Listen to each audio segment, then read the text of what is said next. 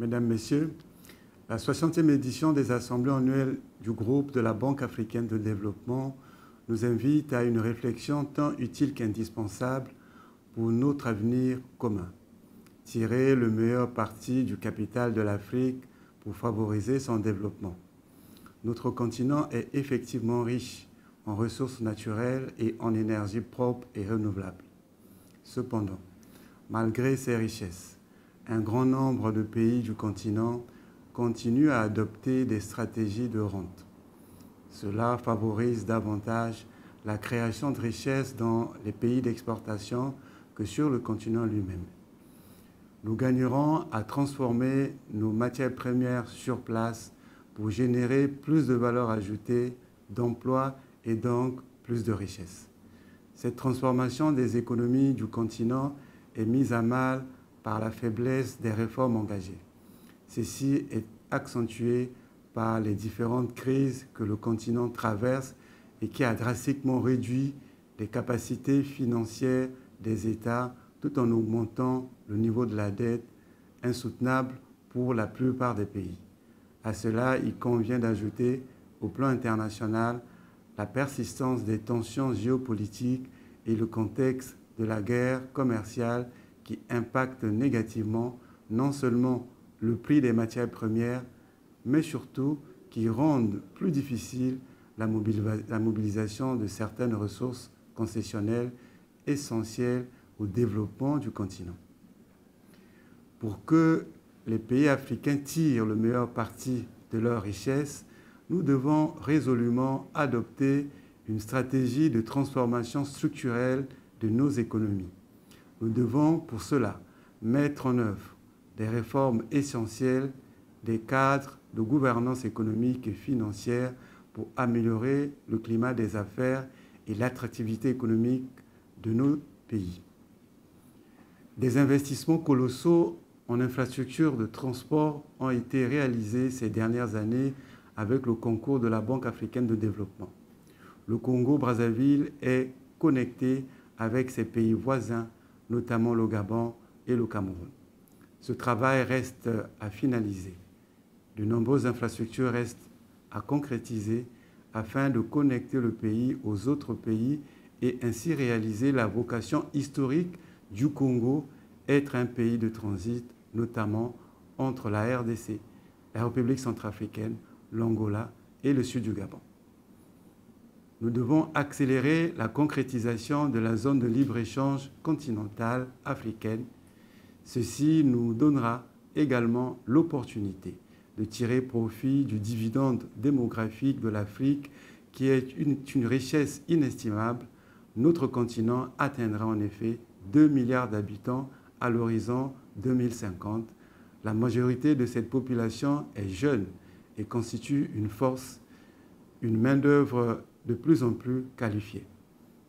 La transformation de nos richesses sur le continent permettra de satisfaire notre marché unique.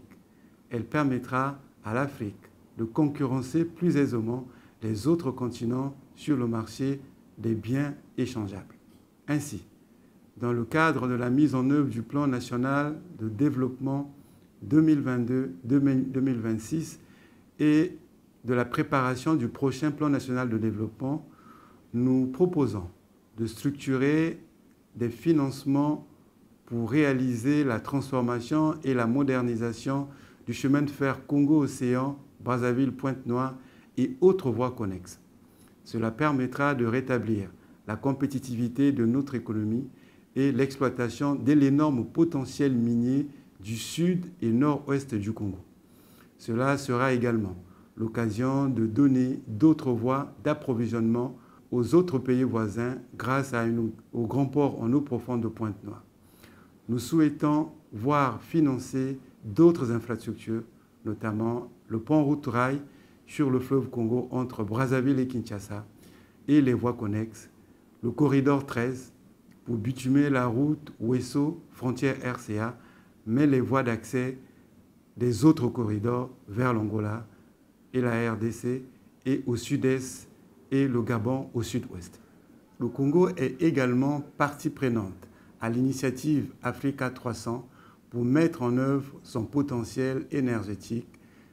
Pour ce faire, les ressources privées devront être sollicitées et orientées massivement vers l'augmentation des capacités d'exploitation de notre potentiel minier. Ces minerais devraient en partie servir à produire des intrants agricoles afin de favoriser la sécurité alimentaire du continent et limiter les importations des produits de base.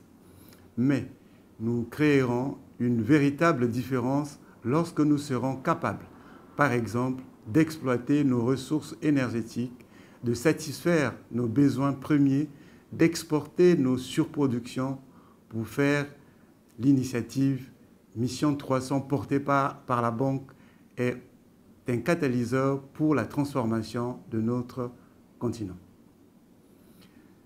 Dans ce processus de transformation structurelle, la Banque africaine de développement aura un rôle essentiel, central, puisqu'elle contribuera à apporter les assistances techniques nécessaires à structurer les financements de ces projets en incluant notamment le secteur privé et en apportant les garanties pour améliorer le profil de risque de chacun. C'est dans cette vision, en tout cas, que s'inscrit la stratégie de développement de la République du Congo qui souhaite véritablement tirer profit de ses ressources naturelles pour accélérer son développement. La prochaine stratégie nationale de développement en cours d'élaboration s'en inspirera grandement. À ce titre, nous sommes honorés d'accueillir les assemblées annuelles du groupe de la Banque africaine de développement pour l'année prochaine en 2026. Je vous remercie.